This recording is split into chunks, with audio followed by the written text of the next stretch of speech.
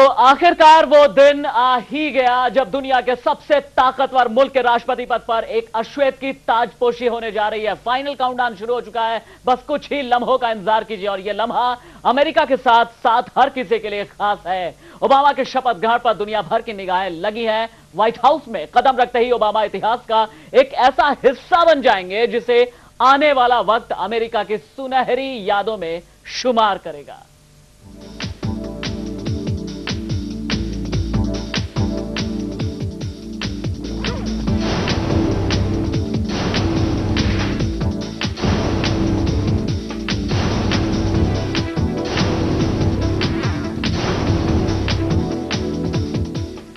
तो दशकों पहले मानवाधिकार आंदोलन के प्रणेता मार्टिन लूथर किंग ने जो ख्वाब देखा था वो आज हकीकत में तब्दील होने जा रहा है। नमस्कार, मैं हूं राशिद और मेरे साथ इस खास पेशकश में हम ये जानेंगे कि ओबामा की क्या है किस्मत और ओबामा के साथ यानी देश के सबसे ताकतवर शख्सियत के साथ जुड़ी हुई और बाकी किस्मतों का क्या रहने जा रहा है अगले 4 सालों तक हाल। और मेरे साथ जो शख्सियत मौजूद है इस स्टूडियो में शायद किसी परिचय के मोहताज नहीं, अंतर्राष्ट्रीय ज्योतिषी, जाने माने ज्योतिषी पंडित अजय भांबी।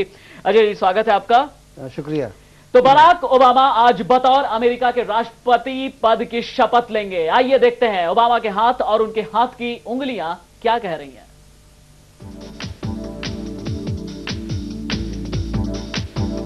सबसे ताकतवर शख्स के रूप में बराक ओबामा उभर कर सामने आए हैं। केवल अमेरिका में ही नहीं, दुनिया भर के कई देशों में बराक ओबामा की लोकप्रियता बढ़ी है। वहीं भारत को भी ओबामा के राष्ट्रपति बनने के बाद उनसे ढेर सारी उम्मीदें हैं। और तो और हस्तरेखा विशेषज्ञों की भी माने तो ओबामा की सफलता उनके हाथों की लकीरों में है, जो उनकी हाथ की रेखाओं को देखकर ही अंदाजा लगाया जा सकता है।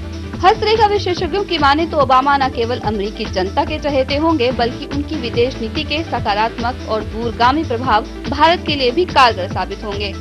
ओबामा आज अमेरिकी राष्ट्रपति के रूप में अमेरिका के कर्णधार बनने जा रहे हैं। एक लोकप्रिय नेता के रूप में तो वो अपनी छवि बना ही चुके हैं, पर जिस तरह से उनके इस उभार को भारत में लिया जा रहा है वो अपने देश के लिए भी शुभ संकेत की ओर इशारा करता है। Rita Bakshi, India news, Delhi. बॉलीवुड का एक फिल्मी गीत के बोल कुछ इस तरह के थे कि हाथों की चंद लकीरों का मैं आशिक हूं तदबीरों का, अगर मैं गलत नहीं हूं। खैर, आइए देखते हैं कि हाथों की चंद लकीरें आखिर बता क्या रही हैं। हस्तरेखा विशेषज्ञ क्या बताते हैं ओबामा के बारे में। सबसे पहले मैं कहना चाहूंगी कि वो जनता के व्यक्ति हैं। जनता के व्यक्ति मैं इसलिए कहना चाहूंगी क्योंकि उनकी जो शनि की उंगली है वो बहुत लंबी है। शनि को हम जनता और पब्लिक का ग्रह मानते हैं, साथ में एक मेहनती ग्रह मानते हैं।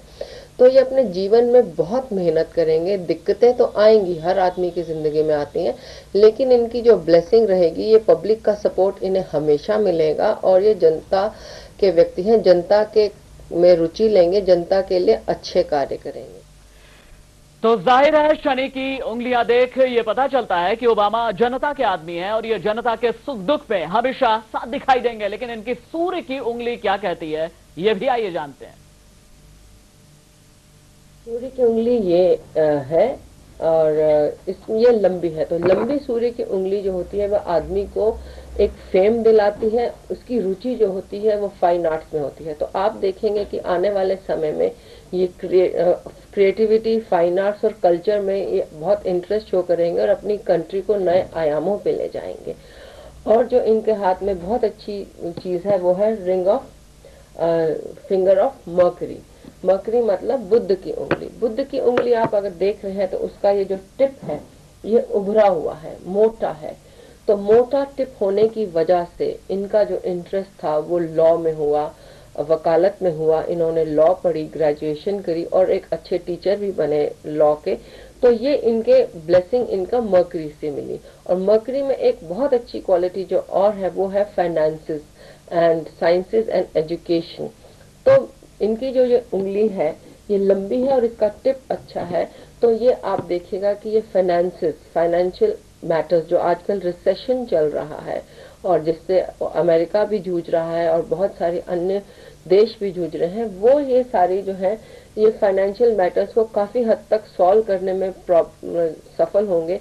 उसका रीजन इनकी मर्करी की उंगली है और सन की उंगली है। और इसके अलावा ओबामा के हाथ में अमेरिका को एक नई दिशा की ओर ले जाने की क्षमता है, और तो और वो भारत के लिए लाभकारी भी सिद्ध हो सकते हैं। आजकल जमाना जो है इंडस्ट्रियलाइजेशन का है, मनी का है, बैंकिंग का है, तो ये सारी क्वालिटीज इनके हाथ में साफ दिख रही हैं। और भारत से डील करके, क्योंकि वो भी एक ऐसी कंट्री है जो डेवलपिंग कंट्री है और वो भी एक मासेस की कंट्री है, तो पॉपुलैरिटी भी इन्हें मिलेगी और इनसे बहुत सारे हमारे को इनसे फायदा हो सकता है। ये हमेशा भारत के फेवर में ही फैसला देंगे, ये हम इनके हाथ से दिख रहा है।